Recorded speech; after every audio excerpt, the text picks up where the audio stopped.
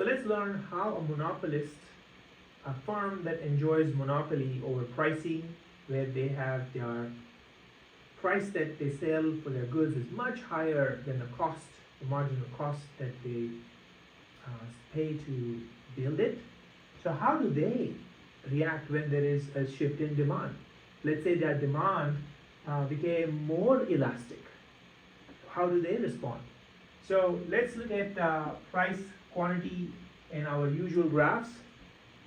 The MR is the marginal revenue, let's say initial marginal revenue that this firm enjoys, and then average revenue or the demand that this firm was enjoying before, and the marginal cost. Yeah.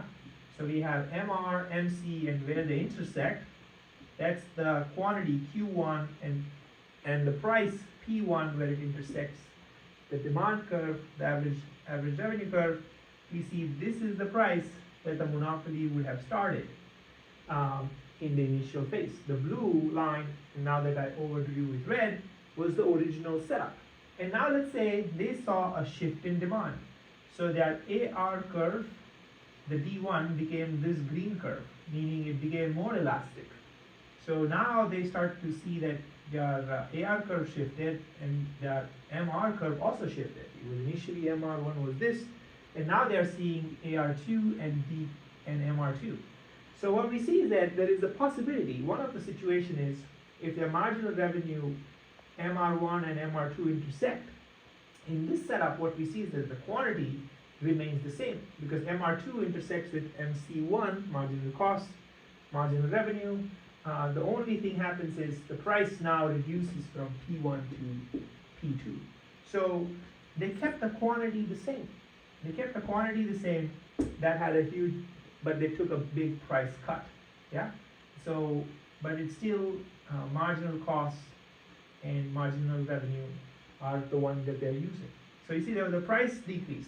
Similarly, if again they see their original marginal revenue and average revenue curves becoming more elastic, what they could possibly do is also keep the price the same, but increase the quantity.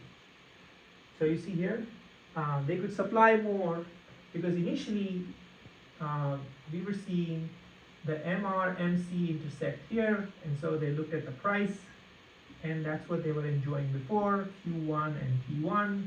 And then when the demand shifted to this green, to this MR2, and to this AR2, we start to see that MR equals MC intersects here, but still the price can be the same as previously.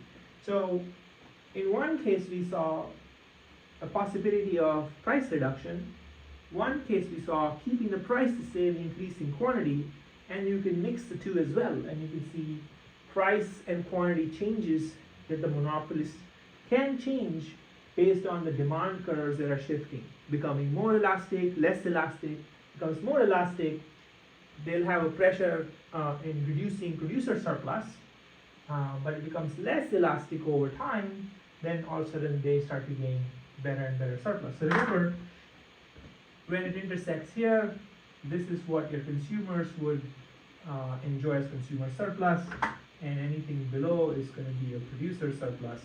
When it used to intersect here initially, only this part was the consumer surplus, and this whole thing was producer surplus. Yeah.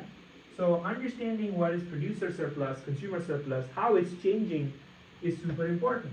So when it was here, if you had to draw the producer surplus, it would be all of this, or consumer surplus would be all of this, yeah? And then producer surplus would be all of this. This whole thing is dead weight. But when it's here, it changes, yeah? We start to see that the producer surplus is going to be here,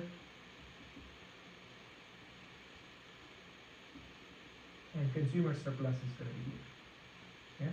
So as you will start to see wherever your equilibrium is, your producer surplus and consumer surplus shifts, as the monopolist would either keep the quantity the same, price the same, or have a combination that optimizes for their surplus growing.